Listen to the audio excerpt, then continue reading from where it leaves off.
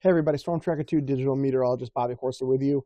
Unfortunately, we continue to see a lack of snowpack, and we hope that we see a change. Unfortunately, it doesn't look like it's going to happen anytime soon.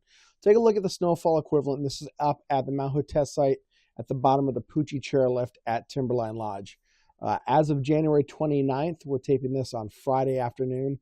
You'll see this Saturday morning, but we're not expecting a lot of change between what is now yesterday to today. 10.1 inches is what we're sitting at. That's if all the snow that has fallen so far. It's about 165 inches at Timberline. But if you were to melt that down, it equates to about 10.1 inches of melted water. And unfortunately, that right now, on this date and time, is tied with the worst snowfall and winter season that we have seen since 1981.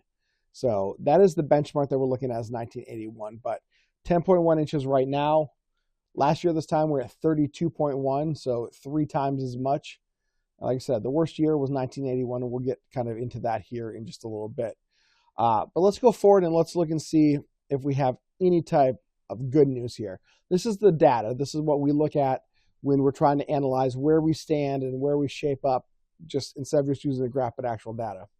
So it says the minimum ranking. See that says bottom right-hand corner, POR, that's, proof of record. We're at number 2. Maximum rank, we're 45th out of 46 possible observations. That's not good. Minimum at this time was 1981. Again, they had 9.1 inches, so that's why we're seeing the second place. If we get to February 3rd and not have any snow, our numbers will now be the worst that they have been. So that's where we are. We're 0.2 of an inch off of record-setting pace, but as of today, January 30th, when we're looking at these numbers, 10.1 is equaled on both 1981 and now, of course, in 2026.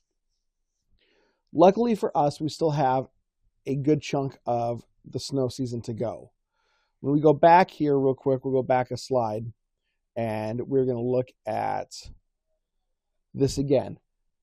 When you look at the peak here for this year, we haven't hit it, obviously. We're still into just, now getting into February, and we have all the way really through May, April, May, and June, and even July, really, to kind of get caught up. Now, 1981, we only topped out about 19 inches. And then by basically May 30th, it had all melted off. The average melt-off period on Mount Hood for this 40-year record that we have kept is basically July 1st. We expect by July 1st there will be no more snow on the ground. There's no snow at the Mount Hood test site. So that's kind of where we're at. So, we're looking now February, March, April, May, June, July, roughly those 6 months left in the water year that we are concerned about. However, we just have February, March, April, and kind of May to go. So we've got 4 months where we can build a snowpack, but we would need to see significant snowfall coming this period versus what we saw in 1981, so we don't set that record. One thing I will point out, and we were looking at different things throughout the course of the day when we were getting ready to make this video. We're now coming up on February 1st. Last year, if you remember, we set the all-time record length dry Januaries down in the Portland area at 18 days. Well, up on Mount Hood, there was no snow that fell during that time period either. And so when you draw the parallels to what we have seen this January, specifically just this January to last January, it's very similar, where it's just very stagnant. There was not a lot of snow growth, not a lot of snow fell. Temperatures were way above normal. And even if we did get rain, it was just rain up on Mount Hood as well. So that's one parallel that we're looking at. Now, come February 1st last year, it took off like a rocket. So even though we were sitting at, 32 inches last year, it had been 32 inches for most of the month of January. Now, last year we topped out somewhere in the neighborhood of just about 60 inches, so we doubled what we had. Now, if we do that this year, it gets us out of the lesser category, very closer to normal. But we can look at that when we, again, look at the stats here. So the stats going forward, again, 10.1 is what we have now. Percent of median, we're at 30%, 31%. So we're a third of where we should be. Percent of average, we're just under 30%. So again, we got to boost that number way up. And we'll talk about other stuff that's happening around the West as well. So it's not just bad here up on Mount Hood. It's bad across the West and the other mountains west. The other thing I want to look at on this slide is the word anomaly. How different is it from average? We're 22.6 inches below where we should be. That's pretty strong. That's a lot of missing snow, and unfortunately, we're not going to make that up anytime soon. I mentioned other areas across the West. Well, let's take a look at those real quick. Each red dot here represents a snowtail site where we measure snowfall. And this is Oregon, Washington, Idaho, Wyoming, Montana, parts of Colorado, Utah, Nevada, and California. Every red dot you see is less than 50% of average. So again, it's not something just in the Pacific Northwest that we're dealing with. We're dealing with this across the Intermountain West. When we look specifically at Oregon, though, this is kind of a scary sight. This is your snow water equivalent map per basin. So usually it's your biggest river basin is kind of how they measure this out. Every single large basin in Oregon is running under 30%, with the exception of John Day, Malheur, the Grand Ronde out in Northeast Oregon, and the Umatilla Walla Walla Willow Basin. Everybody else is significantly under. Obviously, we're worried about the Hood, Sandy River, and Lower Deschutes Basin.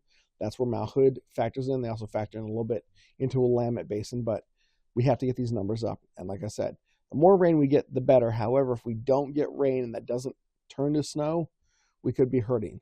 We do have some time, though, and I want to keep stressing this.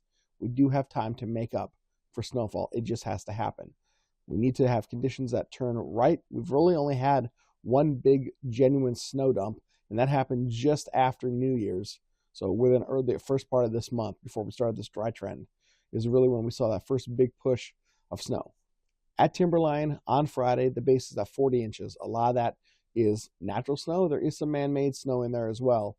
But just be aware, if you are going up skiing, you want to do it with a day where hopefully it's not raining, maybe sunny, just because it's a better condition. But the groom in the hills are doing the best they can to keep ski season open, and that's something that, we're very thankful for. One thing I said is, we're not the only ones dealing with this. This is a map and a graphic from our friends down at our sister station, KUTV, Salt Lake City, CBS 2. Great people down there. Salt Lake City averages 30.1 inches of snow in the city over a winter. So far to date, they've had 1/10 of an inch. So that's almost in the 99th percentile of not seeing snow. That is pretty impressive. And you see some of the other dates there. You even look at number 5 there. That's last year, 6.3 inches. 1891, 3.8. 2003, 3.6. 1938, 2.4. You can say that, with us being in a La Nina type setup right now, which is what we are, and then we're going to transition out of that into the ENSO neutral, and then eventually into a weak El Nino by the time that spring and summer rolls around, that what we are seeing now is definitely more like El Nino than La Nina. But as we have said many times before, we have seen classic dry patterns set up in La Nina years in early winter, and then a flip is switched and we go heavy rain, heavy snowfall, we build the snowpack, and then we're off to the races. So that again happens to be kind of the wish. But let's take a look at the forecast models. What are they saying? Here are temperatures going through today, starting at Saturday this morning. And again, very cold back east. We know what they've been dealing with. Put the map into motion. Sunday, Monday, Tuesday, reinforcing shots of cold air back along the Great Lakes and along the East Coast.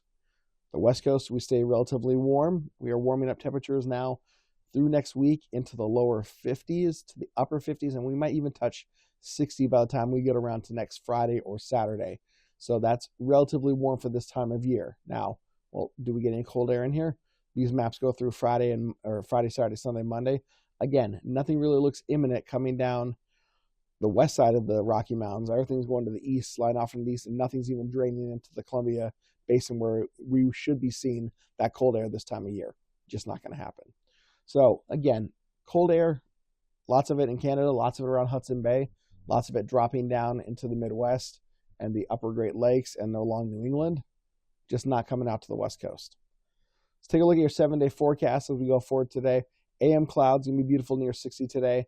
Rain returns tomorrow, so they might get a little bit of snow. Not much. The snow level is going to be between 6,000 and 5,000 feet to start, and then it will go up to about 7,000 feet. So that's even above Timberline Lodge. So any snow that does fall on Mount Hood will be up above the test site, and it will be up above Timberline Lodge. So the Palmer Snowfield will get some, and of course the peak of Mount Hood will get some snow. But that's about it. And then we, again, dry it out.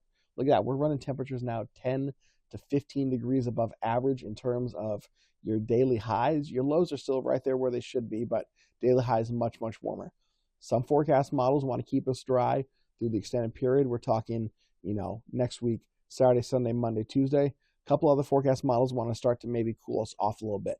That's my hoping solution. Again, we have to wait and see what's going to actually happen. But there's a look at the snowpack where we stand right now throughout the course of this weekend, and then, of course, going into next week.